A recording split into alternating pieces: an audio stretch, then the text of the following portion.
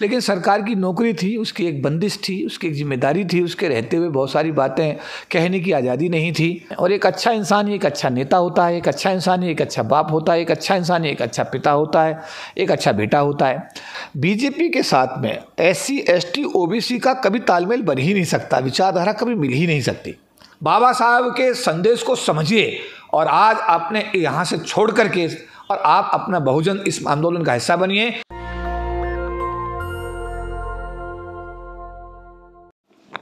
नमस्कार, मैं शंभू कुमार सिंह और आप देख रहे हैं नेशनल दस्तक। यूपी में राजनीतिक सरगर्मी जो है वो किसी से छिपी नहीं है। आखिर ऐसा क्या हुआ एकाएक जो बीजेपी कई राज्यों में सरकार चला रही, जिसकी केंद्र में सरकार है। योगी मोदी की जोड़ी जो है वो अजय जोड़ी मानी जा रही थी, लेकिन शुरुआत में RLD सपा का गठबंधन हुआ, उसके बाद OP राजभर, ओम प्रकाश राजभर आए और सब कुछ अब बदलता दिख रहा है। स्वामी प्रसाद मौर्य हो, दारा सिंह चौहान हो, सैनी हो, सारे SC ST OBC के बड़े नेता जो हैं वो एक तरफ जुट रहे हैं। तो क्या ये लड़ाई एक बार फिर से मंडल वर्सेस कमंडल वाली है, सवर्ण वर्सेस बहुजन वाली है? मेरे साथ KP चौधरी हैं, RLD जो सपा गठबंधन के बाद दूसरी, सपा गठबंधन में सबसे दूसरी बड़ी पार्टी है सपा के बाद, जयंत चौधरी जी की, उनके राष्ट्रीय सचिव हैं और आप एक SC ST फेडरेशन की तरफ से जानते ही हैं। तो इनसे समझेंगे कि इस बदलाव को उनको पहले से अनुभव था, उनको लगता था कि इस बार बीजेपी के लिए मुश्किल होगी, इसलिए भी उन्होंने RLD को चुना। क्योंकि अगर इस लिहाज से देखें तो KP चौधरी पहले लोगों में से हैं जिन्होंने इस्तीफ़ा दिया और फिर RLD ज्वाइन किया। तो क्या अंदाज़ा हो गया था आपको कि यूपी में बीजेपी का जो पूरा जो एक ऑरा है वो टूटने वाला है? नहीं, देखिए, मैं तो ऐसा है, पूरी तरीके से मैं आपको स्पष्ट बोलना चाहूँगा कि मैं आज भी राजनीतिक आदमी नहीं हूँ। भले ही मैं राजनीति में हूँ, मैं राष्ट्रीय लोकदल का राष्ट्रीय सचिव हूँ, मेरे ऊपर जिम्मेदारी है पार्टी की तरफ से। और अब मेरे जो कैंडिडेट अभी डिक्लेयर किए जा रहे हैं, पार्टी ने कल 29 कैंडिडेट्स, सपा और RLD का जो संयुक्त जो एक सूची जारी हुई है, और कल भी संभावित है कि कल हमारे राष्ट्रीय अध्यक्ष माननीय जयंत चौधरी जी जो है कल एक नई सूची और जारी करेंगे। तो जो भी कैंडिडेट सब हमारे फाइनल किए जा रहे हैं पार्टी के द्वारा, उन सब के हक में, उनके फेवर में चुनाव प्रचार करना, उन लोगों को जिता करके विधानसभा में पहुंचाना, पार्टी को एक मजबूती देना, ये हमारी जिम्मेदारी में आता है। और अब हमारा आने वाले दिनों में यही हमारी जो कार्यशैली होगी, इसी पर पूरी तरह निर्भर करेगी। और हम अपने लोगों को जिताने के लिए हर संभव कोशिश करेंगे, इससे मैक्सिमम लोग हमारे जिनको टिकट मिला है वो लोग जीतें और जीत करके विधानसभा में पहुँचें और हमारी पार्टी को मजबूती देने का काम करें। अब आपने सवाल जो किया है कि क्या आपको इस बात का आभास था? नहीं, मेरे को तो आभास इसलिए नहीं था क्योंकि मैं राजनीतिक आदमी था ही नहीं। मैं तो एक सामाजिक कार्यकर्ता की हैसियत से सरकारी अधिकारी कर्मचारियों का पिछले 25 बरस से काम देख रहा था। और आप लोगों को भी इस बात का पूरा आभास है कि हम लोगों ने जो भी कार्य किए हैं वो समाज के सामने है। ऐसा नहीं है कि समाज से कोई बात छिपी हुई है, लेकिन सरकार की नौकरी थी, उसकी एक बंदिश थी, उसकी एक जिम्मेदारी थी, उसके रहते हुए बहुत सारी बातें कहने की आज़ादी नहीं थी। अब यही हुआ तय कि भाई अब नौकरी छोड़ करके अब पार्टी ज्वाइन की जाए और अब राजनीतिक स्तर पर खुले रूप में समाज की सेवा करने की एक सोच को लेकर के हमने राष्ट्रीय लोकदल को ज्वाइन किया। और इसका मुख्य कारण ये है कि जो हमारा नेता है, जो हमारे राष्ट्रीय अध्यक्ष हैं माननीय चौधरी जयंत सिंह जी, वो एक बहुत अच्छे इंसान है। और एक अच्छा इंसान ही एक अच्छा नेता होता है, एक अच्छा इंसान ही एक अच्छा बाप होता है, एक अच्छा इंसान ही एक अच्छा पिता होता है, एक अच्छा बेटा होता है। तो हमने देखा कि जयंत चौधरी साहब एक बहुत अच्छे इंसान है और उनके साथ काम करने में हमको बहुत आनंद आएगा, हमारे समाज के लोगों को न्याय मिलेगा। सबसे बड़ी बराबरी की जो बात है, देखिए, जो बाबा साहब अम्बेडकर और मान्यवर काशीराम जी ने कहा कि सबको बराबरी का हक मिलना चाहिए, तो जयंत चौधरी साहब की जो सोच है वो सबको बराबर सम्मान देने की सोच है, जो जनरली लोग कहते हैं लेकिन दिखाई नहीं देता कार्यशैली में। लेकिन जयंत चौधरी साहब की शैली में स्पष्ट रूप से झलकता है कि वो सबको साथ लेकर चलने की सोच रखते हैं। विशेष हर वर्ग के व्यक्ति के प्रति उनके मन में सम्मान है, चाहे वो माइनॉरिटी है, चाहे वो OBC है, चाहे वो SC है, चाहे वो ST है, चाहे वो जनरल कैटेगरी का, हर व्यक्ति का, हर समाज के व्यक्ति के प्रति उनका एक सम्मानजनक रवैया है। और उनकी सोच ने मुझे प्रभावित किया। और हमारे जो राजनीतिक गुरु हैं हमारे चौधरी मोहम्मद इस्लाम साहब, उनकी भूमिका भी बड़ी ज़बरदस्त भूमिका रही। वो मुस्लिम समाज से आते हैं, कैराना के रहने वाले हैं, लोकसभा विधानसभा भी लड़ चुके हैं, उनके पापा भी लोकसभा के सदस्य रह चुके, तो वो एक अच्छा, वो भी राजनीतिक परिवार है। चौधरी जयंत सिंह जी का परिवार भी राजनीतिक परिवार, उनके दादा भारत के प्रधानमंत्री रह चुके हैं, उत्तर प्रदेश सबसे बड़े प्रांत के मुख्यमंत्री रह चुके हैं, उनके पिताजी, उनके जो दादाजी हैं चौधरी चरण सिंह जी, वो प्रधानमंत्री और मुख्यमंत्री उत्तर प्रदेश भी रह चुके हैं, उनके पापा जी भी 18-20 साल तक केंद्र में मंत्री रहे हैं, तो वो भी एक राजनीतिक परिवार है सब। लेकिन अभी जिस तरह से बीजेपी के जो सारे ओबीसी के बड़े नेता हैं, स्वामी प्रसाद मौर्य हो गए, दारा सिंह चौहान हो गए, सैनी हो गए, इस तरह से जो अखिलेश के साथ आ रहे हैं, नहीं, इस पर मैं बड़ा स्पष्ट रूप से कहना चाहता हूँ, ये अस्वाभाविक गठबंधन था, ये अनमने मन से किया गया प्रयोग था। बीजेपी के साथ में SC ST OBC का कभी तालमेल बन ही नहीं सकता, विचारधारा कभी मिल ही नहीं सकती। मुझे भी मौके मिले बुलंदशहर की लोकसभा से, मुझे भी कहा गया था बीजेपी के टिकट पर, समझ बात आप 2014 का जो चुनाव हुआ था उसमें मुझे कहा गया था कि आप लड़िए, मेरी विचारधारा नहीं मिलती, आप समझ बात आप। तो ऐसा है कि जो आदमी सम्मान वाला होगा, स्वाभिमानी वाला होगा, और जो एक विचारधारा है भारतीय जनता पार्टी की, उसकी वो विचारधारा SC ST OBC माइनॉरिटी के साथ मैच ही नहीं करती है। जो भी लोग गए वो मजबूरी बस गए, या उनकी अवसरवादिता रही, या जो भी रहा, बट वहाँ स्टेबिलिटी हो ही नहीं सकती। ये जो तो क्या लग रहा है, देखिए यूपी में मुसलमान पहले से नाराज़ है, बीजेपी के साथ नहीं जाएगा, शेड्यूल कास्ट के लोग भी बहुत ज़्यादा नाराज़ हैं, OBC की जिम्मेदारी 60% वोटर है, 50% OBC। उम्मीद थी कि इस तरह से वो लोग एक राम मंदिर वाले फोल्ड से, हिंदू धर्म वाले, बीजेपी धर्म की राजनीति करती है, राम मंदिर काशी की राजनीति करती है, उम्मीद थी कि इस तरह से वो लोग निकलेंगे, OBC के लोग निकलेंगे, या क्या लग रहा है कि आप लोग जो राजनीति में नहीं थे, सामाजिक आंदोलन का जो काम चला रहे थे, जागरूकता का काम चला रहे थे, उसका भी असर दिख रहा है? देखिए, मैं ये कहना चाहता हूँ, जिस तरीके से भारतीय जनता पार्टी की सरकार ने जिस तरीके से ये पेटेंट किया भगवान राम का, भगवान राम सबके लिए हैं, हर आदमी भगवान राम का सम्मान करता है।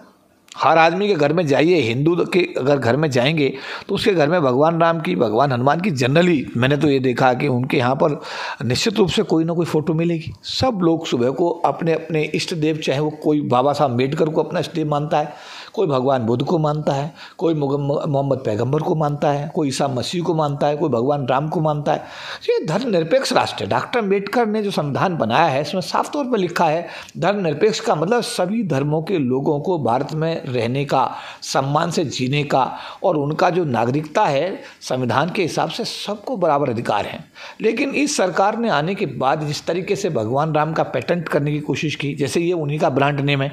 ऐसा गलत है। एक राजनीतिक पार्टी कभी धार्मिक भावनाओं को लेकर के, कभी भगवान राम को लेकर के, कभी मथुरा के इशू को लेकर के, और कभी किसी और इशू को लेकर के, कभी किसी और, कभी पाकिस्तान को, कभी हिंदुस्तान को, कभी हिंदू को, कभी मुस्लिम को, और नतीजा रूट लेवल पर क्या हुआ, धरातल पे क्या हुआ, क्या अस्पताल बने, क्या स्कूल बने, क्या लोगों के लिए इंफ्रास्ट्रक्चर बना। अरे साहब, जो बना हुआ इंफ्रास्ट्रक्चर था, जो सरकारी विभाग बनाए गए थे, SC ST OBC और गरीब 10% जो सवर्ण है इस देश का, जिनको रिजर्वेशन मिला, यानी SC ST 15 जमा 7.5, OBC 27% और गरीब समाज का जो लोग है, चाहे सवर्ण है, 10% उनका। तो इस तरीके से जो ये रिजर्वेशन मिला, सरकारी क्षेत्र में मिला रिजर्वेशन, और इस सरकार ने तो सरकारी क्षेत्र को बर्बाद कर दिया, ख़त्म कर दिया, तबाह कर दिया इसने। जो आदमी ये कहता था कि भारतीय रेल से मेरा रिश्ता बहुत पुराना है, इशारा करता था वो आदमी, और भारतीय रेल का कभी निजीकरण नहीं होगा, भारतीय रेल का निजीकरण भी हो गया। एयर इंडिया नहीं बिकेगा, एयर इंडिया भी बिक गया। LIC में IPO भी आ गया, स्टेट बैंक में भी IPO आ गया, बैंकों का मर्जर हो गया। एक ज़माने में जो तत्कालीन सरकारें थी उन्होंने बैंकों का विस्तार किया था, उन्होंने बैंक बनाए थे, बैंकिंग भर्ती बोर्ड बनाए थे, रिक्रूटमेंट का प्रोसेस बनाया था, घर घर में, गांव-गांव में एक एक नौकरी मिली थी, उसी का हिस्सा हम हैं, हमारे हिस्से में एक नौकरी आई, तभी हम गरीबी की रेखा से ऊपर आए। आपको लगता है कि बहुजनों को बीजेपी से नुकसान है? निश्चित रूप से। मैं पिछले 35 बरस में मैंने सरकार की नौकरी में रह करके, सरकारी कर्मचारी अधिकारियों को इकट्ठा करके, रामला मैदान से लेकर के पार्लियामेंट स्ट्रीट तक, संसद मार्ग तक मैंने रैली निकाली, रिजर्वेशन को बचाने के लिए आंदोलन लड़ा, जेल गए, सस्पेंड हुए, अनेकों बार अनेकों मुकदमे दिल्ली की अदालतों में चले गए, रिकॉर्डेड है, इसको कोई भी आदमी देख सकता है। तब जा करके भारत के संविधान में प्रदत्त प्रावधानों अर्थात बाबा साहब अम्बेडकर के दिव्य आरक्षण को बचा करके हमने SC/ST की जो ना एक नई दिशा देने की हमने कोशिश की है। क्या लग रहा है यूपी में SC/ST OBC अलायंस इस बार मजबूत होता दिख रहा है? RLD के मान के चलिए जाट OBC में आते हैं, अखिलेश यादव OBC हैं, शेड्यूल कास्ट के लोग, भागीदारी कैसे तय होगी, ये भी एक बड़ा सवाल है। देखिए, मैं ये कहना चाहता हूँ, जो भी OBC के लोग हैं, जब अखिलेश यादव जी ये बोलते हैं कि भाई जब मेरा मुख्यमंत्री आवास खाली हुआ तो उसको गंगा जल से धुलवाया गया, तो ना आभास हुआ कि मैं हिंदू था या नहीं था। समझ बात आप? मेरा कहना ये है कि चाहे अखिलेश यादव जी हों और चाहे जयंत चौधरी साहब हों और चाहे कोई और दूसरे साथी हों, जिन साथियों को भी इस समय समर्थन मिल रहा है, जिन पार्टियों को भी अब समर्थन इस समय मिल रहा है, उन्हें इस बात का हमेशा आभास होना चाहिए, उस बात का ध्यान रखना चाहिए कि अगर भारतीय जनता पार्टी, जिसे डबल इंजन की सरकार वो क्लेम कर रहे हैं, जिसके प्रधानमंत्री जी माननीय नरेंद्र मोदी जी हैं जिस पार्टी से, और उसी पार्टी से योगी जी उत्तर प्रदेश के सबसे बड़े प्रांत के मुख्यमंत्री हैं, अगर आज SC समाज, OBC समाज और माइनॉरिटी समाज, अगर आज उसका इस भारतीय जनता पार्टी से मोहभंग हो रहा है और वो अपना समर्थन आज इस गठबंधन को दे रहा है, तो गठबंधन के नेताओं से भी मेरा ये अनुरोध और निवेदन रहेगा कि जो जो समाज उनके साथ आ रहे हैं उनको गले लगाएं, उनको प्यार दें, अपनापन दें और उनके हितों को संरक्षित करें। दलित समाज को भरोसा करना चाहिए इस गठबंधन पर? देखिए, मैं तो ये कहूँगा कि अब समस्या जो हमारे सामने खड़ी हो रही है, वो समस्या हमारे समाज के सामने, क्योंकि मैं अनुसूचित जाति समाज से आता हूँ, उत्तर प्रदेश का ही मैं रहने वाला हूँ। इत्तेफाक है कि मैं मायावती जी की ही उपजाति से बिलोंग करता हूँ। मायावती जी के बराबर में ही 10-15 किलोमीटर मेरा गांव पड़ता है, वहीं मेरी एजुकेशन हुई है। तो मैं ये कहना चाहता हूँ कि जिस तरीके से बहुजन मूवमेंट जो मान्यवर काशीराम जी के सानिध्य में चला और जिस तरीके से 15% और 85% को लेकर के मान्यवर काशीराम जी ने जो आंदोलन खड़ा किया, पिछले दिनों हमारे नेताओं की गलतियों के कारण उस आंदोलन में बहुत ही भारी गिरावट आई है। और अनुसूचित जाति समाज में, स्पेशली मैं जाटव चमार समाज की बात यहाँ पर कह रहा हूँ कि इस समाज के लोगों को तो पिछले 15-20 साल में इतना भारी नुकसान उठाना पड़ा है कि इनका ना MLA कोई बना, ना इन्हें कोई MP के लिए किसी ने टिकट दिया, ना इनके बच्चे IPS और IPS में अगर इंटरव्यू देने गए तो उनकी सबकास्ट के आधार पर उनको हटा दिया गया। तो सबसे बड़ा नुकसान पिछले दिनों में अगर हुआ है तो उत्तर प्रदेश में जाटव चमार समाज के लोगों को बड़ा भारी नुकसान हुआ है, और वो भी इस समय बहुत परेशानी में है कि करें तो करें क्या, जाएं तो किधर जाएं। बीजेपी को वोट दे नहीं सकते भाई। ऐसा है कि एक चर्चा थी कि भाई BSP की सरकार हर आदमी का सपना होता है, जैसे अब अनुसूचित जाति समाज के आदमी की पहली जो चॉइस है वो हमेशा BSP ही रही है। लेकिन आज के हालात के अंदर जब BSP की सरकार बनती लोगों को नहीं दिख रही है, तो अब लोगों के पास में इसके अलावा कोई ऑप्शन भी नहीं है कि वो गठबंधन को अपना समर्थन दें। और हम लोग भी अब गठबंधन का हिस्सा हैं, हम लोग भी उसी समाज से आते हैं और राष्ट्रीय लोकदल के राष्ट्रीय सचिव हैं। तो हम लोग अपने समाज के लोगों से अपील करेंगे कि अपनी वोट वो खराब ना करें, A टीम और B टीम के चक्कर में पढ़ करके अपनी वोट खराब करके ऐसा ना हो कि आपकी गलत वोट देने से कहीं दोबारा कर से फिर SC विरोधी ST विरोधी सरकार दोबारा कर से अगर उत्तर प्रदेश में आ जाती है तो इसका खामियाजा फिर 5 साल पूरे समाज को उठाना पड़ेगा। इसलिए मेरा ये निवेदन है, मेरा अनुरोध है, मेरा ये आह्वान है अपने समाज से, स्पेशली मैं अनुसूचित जाति समाज के लोगों से आह्वान करूँगा कि आप सब लोग जब बटन दबाएँ तो सोच समझ कर दबाएँ और आप गठबंधन को वोट दे करके अपनी एकता एकजुटता का परिचय दें, जिससे कि गठबंधन की सरकार भारी बहुमत के साथ बने और गठबंधन के नेता भी ये स्वीकार करें जब बाद में ये पता लगे कि कितना वोट कहाँ गया, क्योंकि वोटों का सबका पता लगता है किसी ने वोट कहाँ दिया, तो ये भी रिकॉर्ड पर आया कि वाकई उत्तर प्रदेश के अनुसूचित जाति समाज के लोगों ने गठबंधन को वोट दिया, जिससे कि आप अपने अधिकार के साथ उस पार्टी से, सत्तारूढ़ पार्टी से अपने हकों की बात तो कर सकेंगे। आप कह तो सकेंगे कि वोट हमने आपको दिया है तो हमारे हकों को सुनिश्चित करिए। तो मेरा ये निवेदन है अपने समाज के लोगों से कि अपना वोट बिल्कुल ख़राब ना करें। इस बार गठबंधन को अपना निश्चित रूप से समर्थन दे करके गठबंधन की स्पष्ट बहुमत की सरकार बनाएं, जिससे कि आने वाले समय में गठबंधन की सरकार के माध्यम से उत्तर प्रदेश के अनुसूचित जाति समाज के हितों को संरक्षित किया सके। सोचिए कि 50% OBC और 20% मुसलमान, 70% वोट अखिलेश के साथ जाता दिख रहा है। अगर 20% शेड्यूल कास्ट का वोट भी जुड़ जाता है तो 80 का आंकड़ा पार होता है, मतलब पूर्ण बहुमत की सरकार बनेगी। मुझे लगता है कि केपी चौधरी जी अपने साफगोई के लिए जाने जाते हैं। अब ऐसी समाज को तय करना होगा कि वो SC ST OBC माइनॉरिटी, जो बहुजन की हम लोग बात कर रहे थे, जो बहुजन गठबंधन की बात हो रही थी, वो यूपी में होता दिख रहा है। 10 मार्च को नतीजे आएंगे, पता चल जाएगा। लेकिन जिस तरह से भगदड़ मची है, केपी चौधरी के पॉलिटिकल समझ की तो दाद देनी पड़ेगी कि क्या इनको आभास था। इन्होंने इस्तीफ़ा दिया और पार्टी पश्चिमी उत्तर प्रदेश से आते हैं, RLD चुना,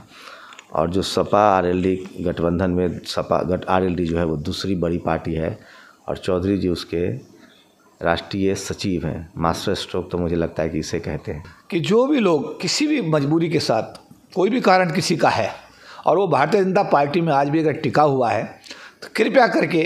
अपनी अंतरात्मा की आवाज़ को आप लोग सुने। मोदी कैबिनेट के लिए भी ये हो सकता है क्या, जो यूपी में हो रहा है? मैं अपने समाज के सभी लोगों से कहना चाहता हूँ कि देखिए, इस देश की जो टोटल आबादी है उसमें से जो 32 करोड़ आबादी अनुसूचित जाति जनजाति समाज की है, उसमें से सिर्फ वही लोग गरीबी की रेखा से ऊपर आए हैं जो सरकार की नौकरी में आने में कामयाब हुए हैं। और सरकारी क्षेत्र ही सरकार ने अगर ख़त्म कर दिया है पूरी तरीके से, जिस तरीके से हर रोज़ सरकार के क्षेत्र को ख़त्म किया जा रहा है, तो इसका सीधा सीधा नुकसान इस देश के अनुसूचित जाति जनजाति समाज के लोगों को सीधा सीधा नुकसान है। और अगर ये नुकसान सीधा सीधा है तो इसको जो समाज के नुमाइंदे हैं, यानी कि जो लोकसभा में इस समाज का रिप्रेजेंटेशन कर रहे हैं, जो विधानसभा में रिप्रेजेंटेशन कर रहे हैं, उनके कंधों पर ये जिम्मेदारी आती है कि वो इस सत्य को समझें और समझ करके ऐसी सरकार से अपने आप को तत्काल प्रभाव से विड्रॉ करें, सामाजिक आंदोलन का हिस्सा बने, बहुजन मूवमेंट का हिस्सा बने। और मैं तो खुला आह्वान करता हूं, जिस तरीके से स्वामी प्रसाद मौर्य जो हमारे OBC के नेता हैं और दूसरे जो नेता हमारे कैबिनेट मंत्री के पद में लात मार करके बहुजन मूवमेंट का हिस्सा बन रहे हैं, उसी तर्ज पर मैं अपने अनुसूचित जाति समाज के लोगों से ये कहना चाहूँगा, उत्तर प्रदेश में क्योंकि अनुसूचित जाति समाज ही है, अनुसूचित जनजाति समाज ना के बराबर है, तो मैं अपने SC और ST समाज के इन नेताओं से ये आह्वान करूँगा, निवेदन करूँगा, अनुरोध करूँगा कि अंतरात्मा की आवाज़ को सुनिए, बाबा साहब के संदेश को समझिए और आज अपने यहाँ से छोड़ करके और आप अपना बहुजन इस आंदोलन का हिस्सा बनिए। बहुजनों की सरकार जो अभी गठबंधन है, इसमें आकर के बहुजनों की सरकार बनाइए और अपने समाज के हितों को आप जो है ना निश्चित रूप से सुरक्षित करने की दिशा में एक पहल करिए। आपकी क्या प्रतिक्रिया, अपनी प्रतिक्रिया जरूर दीजिए। शंभू कुमार सिंह, नेशनल दस्तक, दिल्ली। नेशनल दस्तक की आपसे गुजारिश है कि अगर इसको बचाना चाहते हैं तो नेशनल दस्तक को सब्सक्राइब करने के लिए रेड कलर के सब्सक्राइब बटन को दबाएं, फिर बेल आइकन की घंटी दबाएं। नेशनल दस्तक को बचाने के लिए बहुत जरूरी है कि हर खबर को शेयर करें, लाइक करें, कमेंट जरूर करें।